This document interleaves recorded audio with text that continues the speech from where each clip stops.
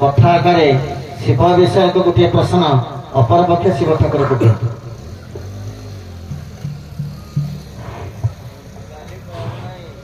Hello hello ଆଜ୍ଞା,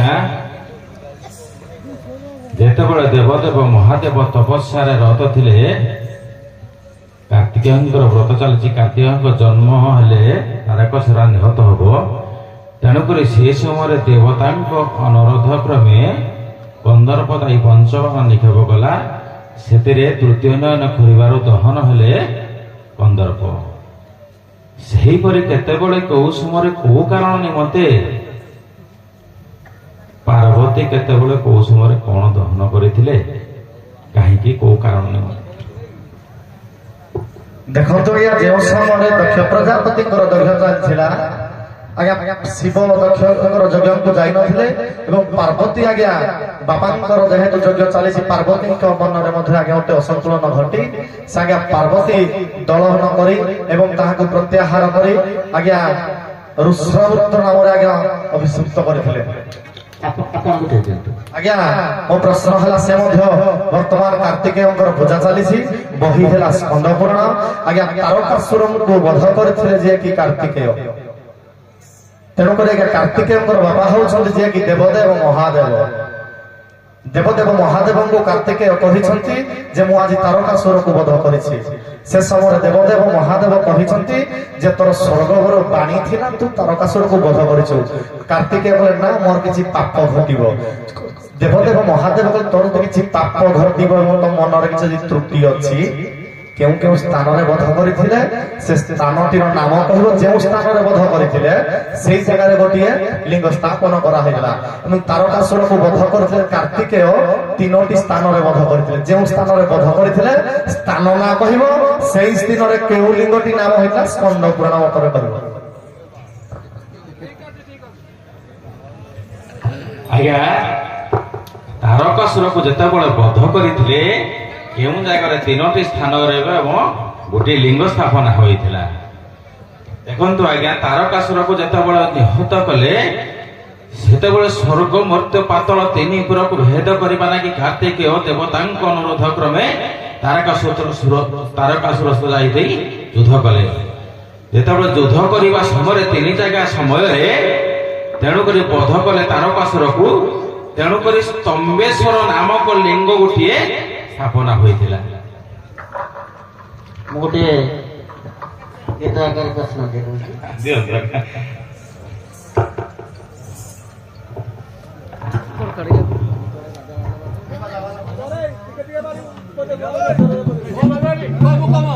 ଶୁଣ ହେ ଶଙ୍କର ଶୁଳି, ଶୁଣ ହେ ଶଙ୍କର ଶୁଳି, ହେ ପଞ୍ଚାନନ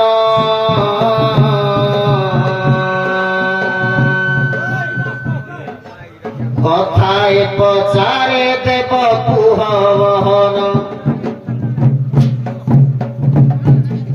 চান্ডাল রূপ ধরিছিল হে ত্রিপুরারি, ছিল হে ত্রিপুরারি, চান্ডাল রূপ ধরিছিল হে ত্রিপুরারি, ছিল হে ত্রিপুরারি।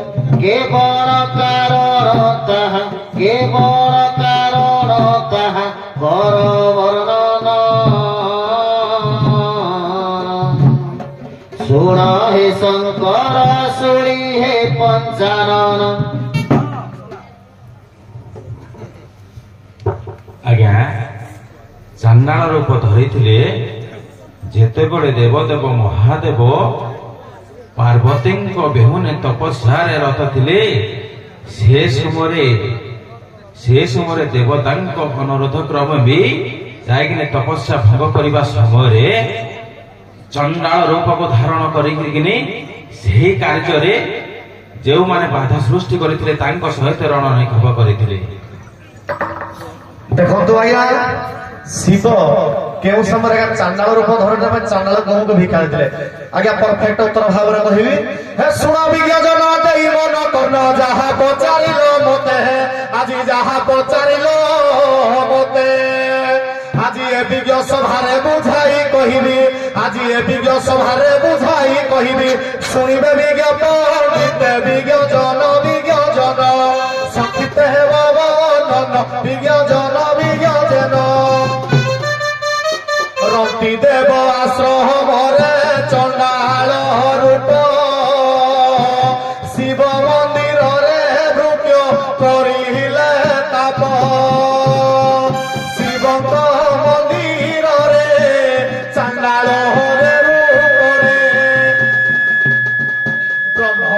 जगम से तो पाउती पूजा तांको पाखो पार्वती को नाम बिरजा। आज्ञा देखंतु रति देवंकर आश्रम रे आज्ञा शिव निज चांडाल ऊपर आज्ञा भिक्षा करथिले चांडाल नाम होइता हमर पार्वती को प्रश्न बोले सुनो गो पार्वती देवी हैमवती मन प्रश्न कर दूर। सुनो गो पार्वती देवी हैमवती मन प्रश्न कर दूर। दक्षिणा रूपरे स्वामी कुटी देल के थिले सत्वर हे दक्ष दुहिता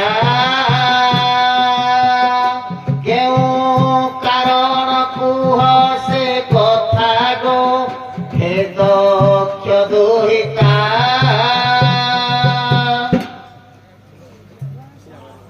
सारे शिव पार्वती गोटे रहिया ପାଇଁ ଗୋଟେ ଆଳୟ ବା ଘରଟେ ତୋଳିଥିଲେ। ତେଣୁ ସେ ଯୋଉ ଘରଟି ତୋଳିଥିଲେ ତାଙ୍କୁ ପ୍ରତିଷ୍ଠା କରିବା ପାଇଁ ରାବଣକୁ ଡାକିଥିଲେ। ତେଣୁ ରାବଣ ତ ଶ୍ରେଷ୍ଠ ଜ୍ଞାନୀ ବ୍ରାହ୍ମଣ, ସେ ଯେତେବେଳେ ପୂଜା ପାଠ କଲେ ତାଙ୍କୁ କିଛି ଦାନ ବା ଦକ୍ଷିଣ ଦେବାକୁ ପଡିଥିଲା। ତେଣୁ ମା ପାର୍ବତୀ ସେଇଠି ଶିବଙ୍କୁ ରାବଣକୁ ଦେଇଥିଲେ। सुन सुगा जान देई मन प्राण जहाँ पोछा कलमते गर्ग मुनि कर एई दिलाबाणी शिव पार्वती को सके देई दिले से नेई सटीक कहिली मोही गो देई दिले से नेई। उभय को साधुवाद ज्ञापन करछि। एबे आपण माने सम्मानर सहित मंच विदाय नियंतु।